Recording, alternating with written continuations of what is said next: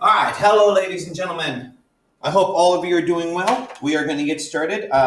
Hopefully, you guys are all done with the test. Hopefully, it went well, and we are good to go. Okay, we're going to start chapter 2 now. We're going to start chapter 2 today. We'll watch the video tonight. Tomorrow, we will finish lesson 211. You will need some graph paper for today's lesson. I will get those tests graded as quickly as I can. I apologize. We're just learning a new system, and so everything's going to be a little crazy.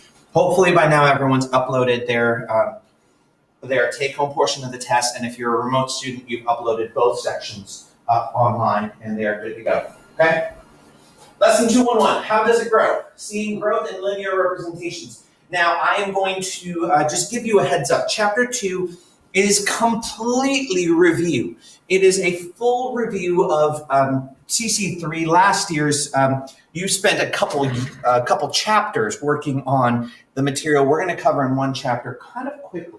So hopefully all of you feel pretty good about this. We are going to add some things to it, so it's not all review, but a lot of this chapter is review. Enjoy that because it will get tougher as we go along. This is kind of just a going back, making sure everyone has a foundation and everyone agrees on the same thing. Okay? Seeing growth in linear representations. Throughout this chapter, you will explore the multiple representations of a linear relationship. You will use the growth and starting value of linear relationships to find specific connections between situations, tables, graphs, and equations. The specific situation you will work with today is the growth of tile patterns. So we're going back to tile patterns. We're going to feel comfortable doing all of these four things, going back and forth between all of them throughout this chapter for linear representations. As you work today, keep these questions in mind. How can you see growth in the tile pattern? What is the starting value in the tile pattern? What is a connection to the equation and to the tables? So let's begin. You will hopefully also need some coloring pencil. Now, I did include a resource page. You do not need to use the resource page if you don't want to, but it might be a little bit easier if you can print it. So if you do have access to a printer, feel free to pause right now, print out the resource page that is included in this assignment, and then use that for this. If you do not have a printer or don't want to do it, you are welcome to do this on graph paper as well. It just doesn't quite have all the information on there, or it's going to be a little bit more work for you. Okay? Here is our first pattern. I want you to analyze a pattern and see if you can figure out what's going on. So look at it. Think about it. What is changing? How is it growing? What is happening? Now, sketch the next. What I want you to do is actually write down what you notice. Now, I'm not telling you yet, so pause just a second right now and please write down. What do you notice? What is the pattern? What is happening here? Got it? When you are done, unpause and we will see if you're right. Okay, so hopefully pause, and now let's compare, see if you got it. Now, I'm not actually going to answer the question. We're going to move on to the next part. Let's get a letter B. Sketch the next figure in the sequence, or figure 4, for pattern A on your resource page. Figure 0 is the name of the figure that comes before figure 1. Sketch figure 0. So you're supposed to sketch figure 4 and sketch figure 0. Now, let's see. Oh, did I leave myself some space? I did not. So let's go ahead and add a blank page here. And let's add some graph paper and let's try drawing it, okay? Now, hopefully, you guys saw some sort of pattern. That pattern is what's going to guide us to what we're doing here today, okay? So let's try, I'm on a roll here. Let's try drawing figure 4 first. Now, if we look back at our pattern here, what did you notice? Well, you might have noticed that it seems to be like figure 1 has 1, 2, 3, 4, 5. You could say 5 or maybe even 6. I'm going to go with 5. I'm going to say figure 1 has 5. There. Oh, you know what? I'm going to change it. I'm going to make something I think that's a little easier. I'm going to say it just has 4. So I'm going to say it has 4 right in the middle. Is that what you guys saw? And look at that. Figure 2 has 4 right in the middle. Figure 3 has 4 right in the middle. So I'm going to assume that then figure 4 is going to have 4 in the middle. 1, 2, I might need to start that a little bit lower, if you know what I mean. So 1, 2, 3, 4 in the middle. So there's my middle of figure 4. Just those 4 tiles, okay? Now I come back here and I say, okay, figure 1. Figure 1 seems to have this 1 square here. And figure 2, That's 2 squares. And figure 3 has 3 squares. Therefore, I can assume that my figure 4 is going to have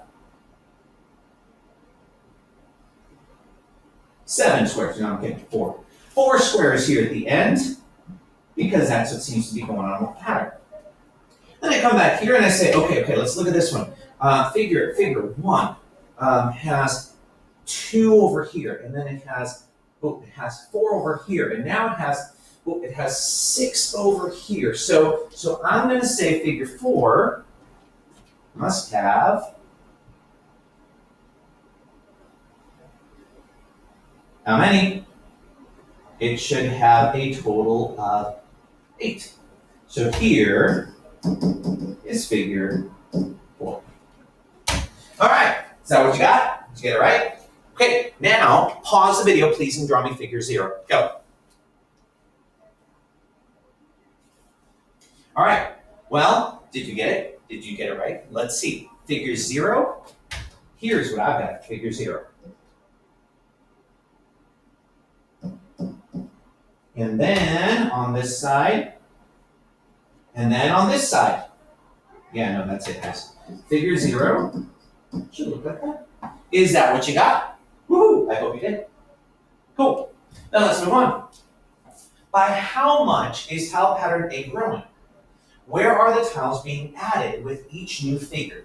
Color in the new tiles in each figure with a marker or colored pencil of your resource page on your research page in the pattern. So if you do have your research page, if you do print it out, what I want you to note is that I want you to color in the parts that were added in every time. So for example, from figure 0 to figure 1, we added this tile and this tile. From figure 1 to figure 2, if you took this figure 1 and moved it over to here, it would go here. So what was added in figure 2? In figure 2, what was added was this and this. And then if you took figure 2, let's get rid of this right here. You took figure 2 and traced figure 2. And this is, guys, this is sometimes the most powerful way to figure out these patterns, is to see where does the previous figure fit into the new figure. And you see it kind of goes right there, right? So what was added again? What was added was this tile and these 2 tiles up here. So those, we are shading in the new tiles being added every single time. That's what they wanted you to do there, okay? So if you have it on the research page, great. If you don't, it does kind of lose out on the effort of showing that. So maybe you could go to figure 4 and indicate that, hey, this one got added and these 2 got added. So you could kind of shade those in, maybe give a different color to show, oh, great, I picked. Anyway, here, I should do it in red. That one and those 2 got added. All right. What would figure 100 look like for pattern A? Describe it in words. Please don't draw it. No, you smart Alex. I know who you are. Some of you are like, I'm going to show you Mr. Ramirez figure 100. No, don't draw it. But describe it in words. How many tiles would figure 100 have? Find as many ways as you can to justify your conclusion. Be prepared to report back what you found. Now, it's not a team. You're doing this individually. So what would figure 100 look like? So what I want you to do is I want you to think about a sketch. A sketch. Now we know there are some parts. We know there's this part here. Actually, let me stick to the colors I picked. We know there's this part here. We know there's this part here. And we know that there's this part here. And it should look roughly like that. My challenge for you, oh, and I messed up the blue and the green, didn't I? I switched those, okay? My challenge for you is, can you draw kind of a sketch like that and put numbers to it to indicate how many tiles would be there? So for example, I'm going to help you with the toughest part. Figure 100 would have 4 by 1 in the middle there. I know, that was challenging, okay? So can you do the rest? Pause it. Tell me how many tiles there are in figure 100. Draw it, like sketch it, and then unpause and see if you're correct. Okay, like I said, I gave you the toughest part, so I'm going to help you now with the easier parts. I mean, this part here, this is a piece of cake right here, right? Figure 4 had 4. So figure 3 had 3. So figure 100 we can assume would be 100 by 1 rectangle there. So far we got 4, we got 100. Now are these to scale? Absolutely not. But we get the idea. And then we've got this other portion right here. Now, it did seem like every time that we were doing this, like figure 4 had 8, figure 3 had 6, figure 2 had 4. So we can assume we are doubling. So this one should be a 200 by 1. So therefore, how many tiles would it have? 200 plus 100 plus 4. There should be 304 tiles in figure 100. Do you agree? Ta-da! Hopefully that made sense. And you might not have seen it this way. You might have seen it a different way, and that is okay. This is just what I found to be one of the easiest, and hopefully it works. And last but not least, I want you to figure out, write an equation that relates to figure number x, the number of tiles. So figure number 4, how many tiles did it have? Figure number 3, how many tiles did it have? How about 2 and 1? Think about that. Think about all the different tiles in the shape and see if you can figure out what an equation would be for this. Some of you already did, didn't you? All right, when you think you've got one, okay, you're going to pause the video. When you think you got one, unpause it and see if you are correct. All right, here we go. See if you were right. Number of tiles, we put y equals, all right? Now, there's a bunch of ways you could have done it. You could have said, okay, I'm going to do this here. I'm going to say, this right here is, this is x, right? Oh, no, I'm sorry. This is x. It's whatever the figure number is, okay? Gotta erase that here because that doesn't make sense. So whatever the figure number is, seems to be right there, okay? So this over here on the blue appears to be x. It's a figure number. This right here appears to be the x, the figure number times 2, so this is 2x. And this here seems to be 4.